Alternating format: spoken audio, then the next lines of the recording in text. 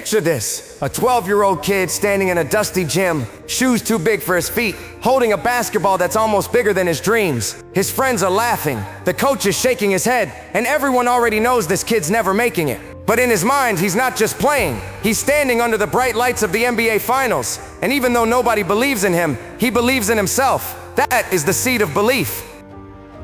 Now let me ask you, when was the last time you said something crazy about your future? Something so big, so ridiculous that people looked at you like you'd lost your mind. Because that's where it starts. Every champion, every legend, every comeback story you admire started as someone who was laughed at, doubted, ignored. But here's the twist. Their belief was so stubborn, so unshakable, that the world eventually had no choice but to believe too. Belief isn't just some motivational word to write on your vision board. Belief is a weapon. Neuroscientists call it the reticular activating system, the filter in your brain. Whatever you tell it to believe, it will hunt for evidence to prove. If you say, "I'm a failure," your brain will find reasons to keep you down. If you say, "I'm destined for more," it'll scan the entire world to show you opportunities, people, and paths that lead you there. That's not magic, that's wiring. Jim Carrey, before he was famous, was dead broke. He would drive to the Hollywood Hills, park his old car, and visualize producers calling his name. One night, he wrote himself a check for $10 million, dated years into the future. He carried it in his wallet when he couldn't even afford gas. Maybe right now, you're sitting in your room, and the world doesn't see you. You're not the smartest in class. You're not the fastest on the field. You're not the richest in your circle. And every time you open your phone, someone else is living the life you want. But let me tell you, belief doesn't need a spotlight. It doesn't need applause. It grows in silence, in the dark, when nobody's watching. That's when you either water it with faith or poison it with doubt. Henry Ford once said, "Whether you think you can or you think you can't, you're right." Read that again. Because it's not the world that decides your limits, it's you. Every comeback begins with a whisper inside you that says, "I can." And the louder you let that whisper grow, the harder it becomes for the world to silence it. So here's my question for you. What are you planting right now? Seeds of belief or seeds of doubt? Because Act 2 will show you how those seeds become unstoppable momentum. But if you skip this step, if you refuse to believe in yourself first, you'll never even make it to the field. And I promise you, the world is brutal enough without you being your own enemy. Belief alone isn't enough. Seeds don't grow just because you hope. They need fire. They need struggle. They need storms to test if they can survive. And so do you. Every comeback in history isn't just built on belief. It's built on pain. The kind of pain that makes you question if you'll ever stand again. Let me take you back to a hospital room. A young athlete lying there, body broken after a car accident. Doctors say he'll never walk again. His dream? Over. Imagine the silence in that room. The crushing weight of hearing your future ripped away in a single sentence.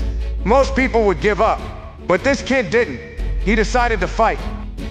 One step, one painful breath, one agonizing push at a time. And years later, that same kid walked again. Not because the world believed in him, but because he refused to let pain bury him. That's what pain is. It's not punishment, it's preparation. The world thinks comebacks are about winning trophies, making money, or proving haters wrong. No, the real comeback is this, proving to yourself that nothing can break you. You see, most people run from discomfort. Psychologists call it the comfort bias, the brain choosing safety over growth. But growth doesn't live in comfort. It lives in that gym at 5 a.m. when nobody's watching. It lives in the hours you spend studying when your friends are partying. It lives in rejection, failure, heartbreak, humiliation. Those are the fires that forge your steel. And if you can endure them, you'll rise. Not just stronger, but untouchable.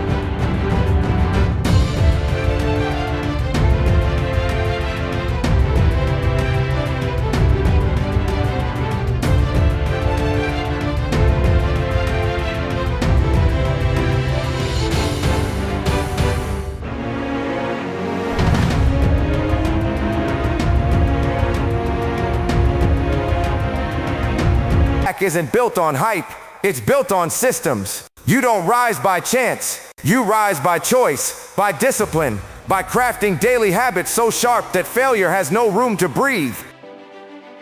Think about it, every single person you admire, every story that inspires you, it's not the victories that define them. It's the blueprint they created when everything was broken. Michael Jordan didn't stop when he was cut from his high school team. He turned that pain into a system. Practice every day, obsession with the fundamentals, repeating the boring until it became beautiful. That's a comeback. And if you want yours, here's where you start. Reset your environment. Cut the noise. If your phone is killing your focus, put it down. If your circle is draining you, step away. Don't negotiate with distractions because they are assassins dressed as entertainment. One of the greatest lessons you can learn is this: you can't rebuild a kingdom in the same ruins that destroyed it. You need new foundations. I once read about a young soldier who lost everything in combat. Injuries, career, friends, hope. Everyone told him he was done. But do you know what he did? He built his strength back inch by inch, not by dreaming of glory, but by focusing on one small win a day. Push-up by push-up, step by step. Years later, he ran ultramarathons. That's the comeback mindset. Focus small, build big.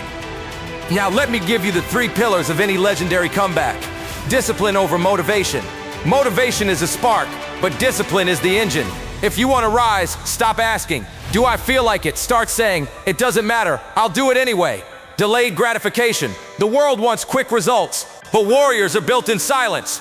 While everyone else chases dopamine on their phone, you need to chase destiny in your grind. Identity shift. Don't just try to change. Become the person who no longer tolerates the old version of you. Stop saying, "I'm trying to quit." Start saying, "I don't do that anymore." Words reshape identity. Most people fail at comebacks because they think it's about speed. But the greatest comebacks are slow burns, built in silence, invisible to everyone, until the day you walk back into the room and the world has no choice but to notice you. Your comeback requires 2 wars, the one outside and the one inside. And the one inside is harder. The enemy inside whispers, "You're not good enough, you'll never change, it's too late." That's the voice that kills dreams. But here's your weapon: action. You can't argue with action. You silence self-doubt by stacking evidence of discipline. Every workout, every hour of study, every habit kept, they become your proof that the old you is gone. Remember this: a comeback is not about getting back to where you were. It's about coming back stronger than you've ever been. That's why it hurts so much. That's why it's so lonely, because you're not rebuilding what you lost.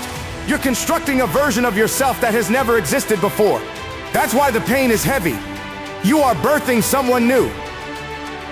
And when you rise, people won't recognize you. They'll say, "You've changed," and you'll smile, because you know that was the whole point. Let me tell you something most people don't realize. Your mind is a magnet. Every thought you hold, every belief you feed, every word you repeat, it's not random noise. It's a command to your reality. That's why some people rise out of nothing, while others drown in excuses. It's not luck, it's law, the law of attraction. Listen closely. The comeback doesn't just happen with sweat and grind. It happens first in your imagination. Because here's the truth. You can't build a life you don't believe in. You can't attract victory if you still see yourself as a victim. That's why your vision is more powerful than your circumstances. Think of Jim Carrey before he was famous. He wrote himself a $10 million check for acting services rendered and carried it in his wallet for years. He had nothing, but he saw it. He lived it in his mind before it ever showed up in his reality. And guess what? Years later, he got paid exactly that amount for one role. That's manifestation. Belief so real it bends reality to match it. So let me ask you, what are you holding in your mind right now? Because every comeback begins as an inner movie. If you replay your failures, you'll attract more failure.